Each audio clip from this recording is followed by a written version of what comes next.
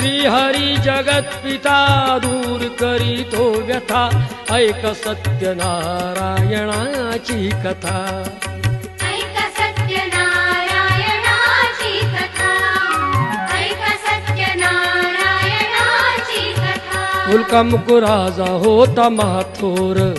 तयाची पत्नी होती सुंदर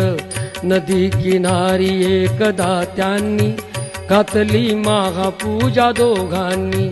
आली एक नौका त्याच मार्गानी नाव भरलेली पूर्ण द्रव्यानी होती व्यापारी साधू बाण्याची रीत पाहण्यास आला पूजनाची उल्कामुख त्यास बोले ऐकावे व्रत नारायणाचे आचरावे